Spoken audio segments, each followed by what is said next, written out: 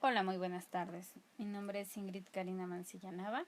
El día de hoy vamos a hablar sobre la rebelión cristera en México.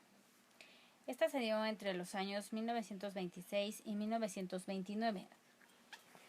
Fue un conflicto armado que se prolongó desde esa época entre el gobierno de Plutarco Elías Calles y milicias de laicos y religiosos católicos, que resistían la aplicación de la legislación y políticas públicas orientadas a restringir la participación de la Iglesia Católica sobre los bienes de la nación, así como en procedimientos civiles. La Constitución mexicana en 1917 establecía una política que negaba la personalidad jurídica a la Iglesia. Esta prohibía la participación del clero en política privada a la Iglesia del derecho a poseer bienes raíces e impedía el culto público fuera de los templos. Es por ello que este movimiento fue más que un intento de la Iglesia Católica Mexicana, controlada por los jesuitas, con ayuda de los bancos y empresas petroleras extranjeras, por derrocar la Revolución Mexicana en 1910 y la Constitución Mexicana en 1917. Los jesuitas fueron expulsados por Carlos III en España, y sus colonias incluyeron a México en 1767 y combatieron todo esfuerzo de los mexicanos por establecer una república soberana. Cuando la Constitución mexicana en 1917 incluyó artículos basados en el principio de la separación de la Iglesia y de los estados, la jerarquía de la Iglesia Católica Mexicana, controlada por los jesuitas, organizó un derrocamiento de la Iglesia mexicana en defensa de los privilegios feudales. Esto con la intención de restablecer un estado teocrático. Este movimiento contrarrevolucionario, organizado por los jesuitas, como Bernardo Bowen, fue apoyado y estimulado por las empresas petroleras extranjeras, cuyos negocios en México estaban amenazados por los artículos de la Constitución de 1917, dentro de los cuales se establecía el principio de que el subsidio de México era propiedad única y exclusivamente de los mexicanos. Es cuando el magnate petrolero William Buckley y el banquero Thomas Lemont y J.P. Morgan formaron la Asociación Mexicana en 1921 para oponerse a la expropiación del petróleo por parte del gobierno mexicano.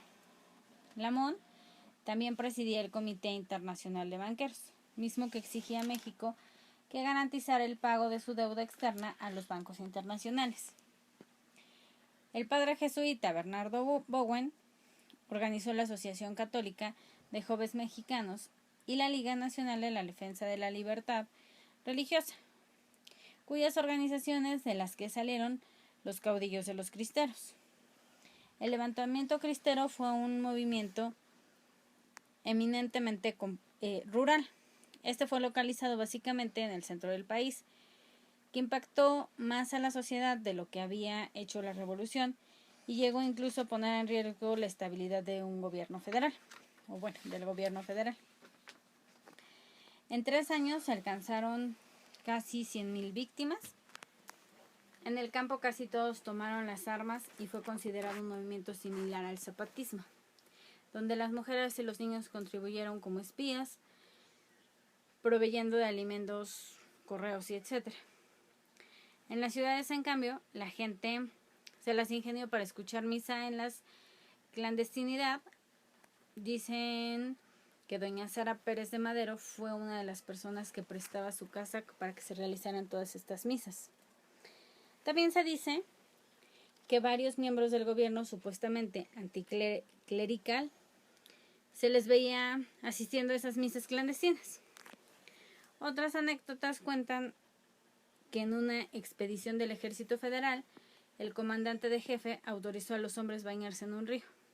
Al quitarse la camisa, uno de los soldados enseñó un escapulario y el comandante en jefe, de inmediato y sin miramientos, ordenó que lo fusilaran. Las ciudades como México vivieron estos años una aparente normalidad. más preocupada por cuestiones como la designación de la primera embajadora de la Unión Soviética de México, que era Alexandra Kollontai, por el cual Estados Unidos acusó al gobierno mexicano de convertirse en soviético. También se le dio muerte de los candidatos antirreelecciones Serrano y Gómez en 1927, la reelección de Álvaro Obregón y su asesinato en 1928, la fundación del PNR y la campaña de vasconcelistas en 1929.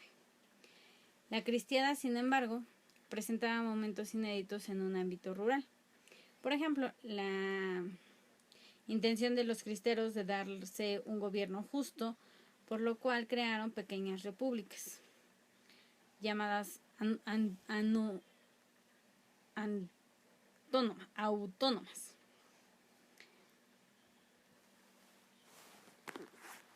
En los lugares donde había sido expulsado el ejército federal, hubo un gobierno cristero. Estos fueron Jalisco, Guanajuato, también Colima y Zacatecas.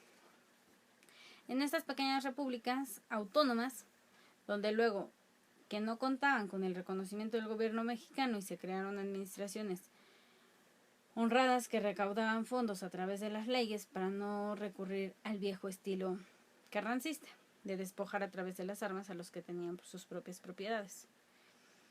En las zonas controladas de los cristeros solo tenían prohibidísimo suspender las clases. Los cristeros consideraban que la educación como un elemento fundamental para el encarnamiento de su patria, pero no laica.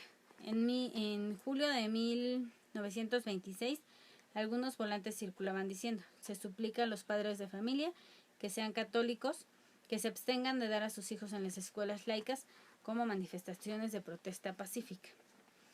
La justicia cristera era más severa que la del gobierno. Para evitar el encarcelamiento, se conmutaba en la cárcel de los azotes. El homicidio era castigado por el fusilamiento. Y como cosa curiosa, el rumor también estaba severamente castigado. Aquel que hablara sin conocimiento de causa o en contra de algún padre era expulsado de la región o bien era azotado. Es cuando Juan Rufino dijo que si la muerte no le entiende la cristiada, fueron ellas las primeras en participar en la lucha de 1926 y 1926. En agosto de 1926 eran las más decididas en montar la guardia en la iglesia y en impulsar a los hombres a tomar las armas, a diferencia de lo que pensaba el gobierno federal, de que las mujeres solo pensaban en misa. En este periodo las hicieron de espías, enfermeras, correos clandestinos, etc. Se escondían bajo las enaguas, cartuchos, víveres y contribuyeron en gran medida a la organización del ejército. Todos los hombres que vivían ahí decían que todos los nombres de las heroicas mujeres están escritos en el cielo, pues con su sangre y tormento hicieron posible el triunfo de los soldados de Cristo. También cabe hacer mención de que Calles dio un amplio impulso a la vida social de Cuernavaca. Ahí estableció su hacienda, y a la ciudad de la eterna primavera se le convirtió pronto en el oráculo de los políticos. Ahí también se desarrolló la famosa política de los Gem and X, que terminaría de solucionar el conflicto religioso a través de la intervención del embajador Morrow y los desayunos donde discutían con el presidente o con el jefe máximo, completamente asuntos de política nacional. Eso es todo. Muy buenas tardes. Gracias por su atención.